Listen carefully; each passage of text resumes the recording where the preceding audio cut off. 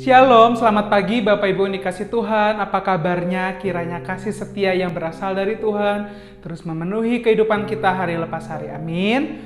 Bapak Ibu yang dikasih Tuhan, mari di pagi hari ini sebelum kita akan kembali memulai aktivitas kita akan merenungkan kebenaran firman Tuhan yang kembali mengingatkan, memanggil dan membentuk kehidupan kita agar semakin serupa dengan gambar Tuhan. Amin. Mari kita mulai perenungan ini dimulai di dalam doa. Tuhan yang baik, kami mengucap syukur untuk waktu yang Tuhan izinkan. Kiranya di pagi hari ini Tuhan membawa kami dalam sebuah semangat untuk semakin serupa, semakin segambar dan semakin mencintai Tuhan. Tolong kami, jaga pelihara iman kami dan biarlah nama Tuhan saja yang dipermuliakan. Di dalam nama Tuhan Yesus kami berdoa dan mengucap syukur. Amin.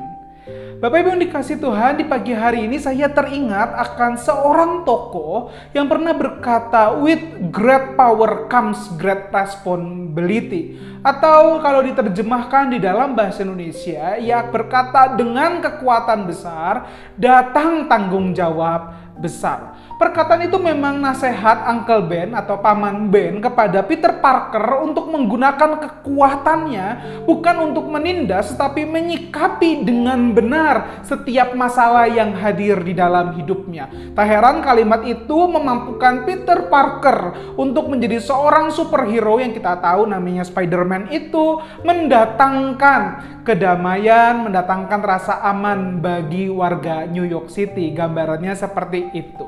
Dengan kekuatan besar datang tanggung jawab besar.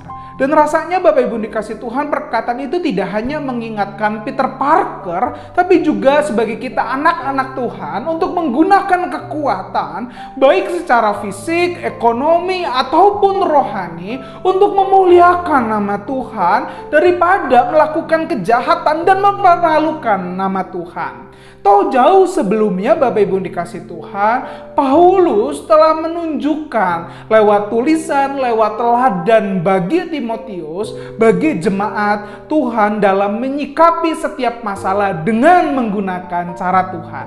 Mari di pagi hari ini kita akan membaca dan merenungkan bersama-sama dalam 2 Timotius 4 ayatnya yang ke-14.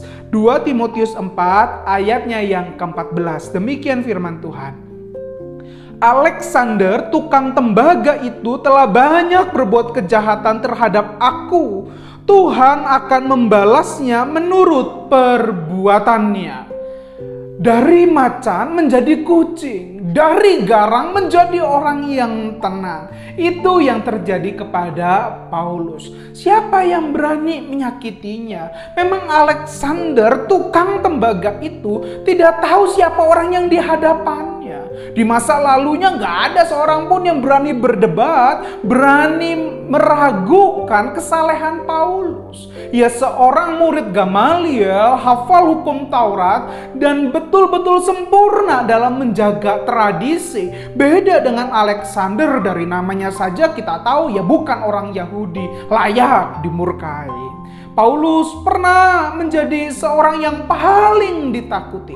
Pemburu orang Kristen seakan penderitaan, penyiksaan, tangisan lekat di dalam hidupnya. Siapa Alexander? Cuma tukang tembaga. Mudah bagi Paulus untuk menggunakan kekuatannya. Mudah bagi Paulus untuk menggunakan nama Tuhan untuk menyingkirkan benalu macam Alexander itu.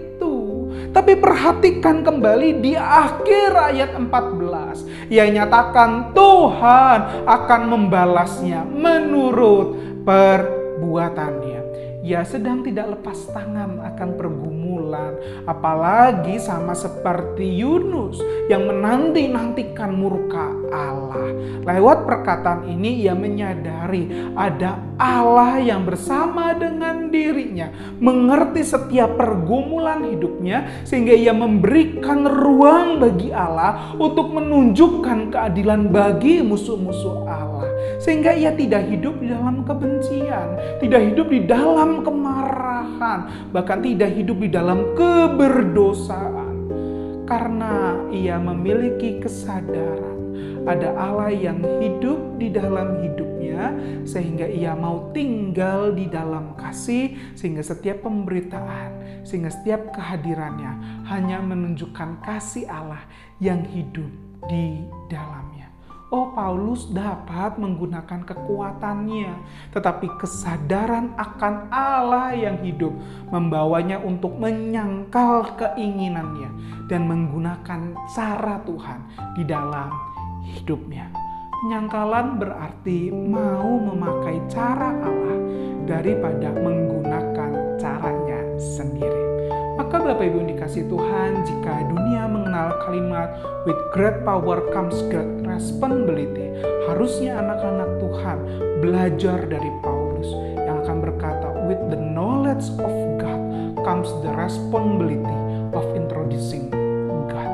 Dengan pengetahuan, dengan pengenalan Allah, datang sebuah tanggung jawab untuk mengenalkan Allah dengan mengutamakan dan menggunakan caranya. Jadi di pagi hari ini mari renungkan, sudahkah saya mengutamakan dan menggunakan cara Allah? Bukan hanya karena kita tahu itu baik, tapi karena kita sadar adalah anak-anaknya. Maukah kita di pagi hari ini menyangkali diri dengan mengutamakan dan menggunakan caranya dalam menyikapi kemarahan? Karena sekali lagi Bapak Ibu dikasih Tuhan, pengenalan Allah datang tanggung jawab untuk mengenalkan Allah lewat mengutamakan dan menggunakan caranya. Kiranya di hadapan Tuhan kita mau mengakui, mau mengambil sikap untuk menyangkal diri dan mengutamakan dan menggunakan cara Allah. Mari kita ambil waktu tenang, kita berdoa di hadapan Tuhan.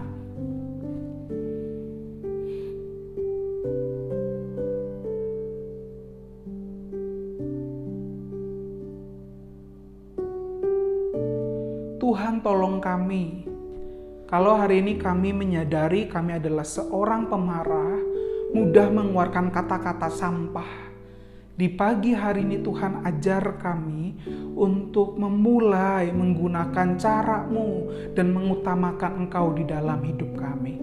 Mungkin di dalam perjalanannya kami kerap kali jatuh dalam dosa, tapi ingatkan kembali sehingga kami tidak melakukan sesuatu yang jahat di hadapan-Mu dan mempermalukan nama Tuhan. Tolong kami Tuhan, ajar kami Tuhan, sehingga sekali lagi nama Tuhan dipermuliakan. Karena Engkau adalah penjunan dan kami siap dibentuk sesuai dengan keinginan penjunan. Tolong kami jaga pelihara iman kami sehingga nama Tuhan dipermuliakan. Di dalam nama Tuhan Yesus, Allah yang begitu mengasihi kami berdoa dan mengucap syukur.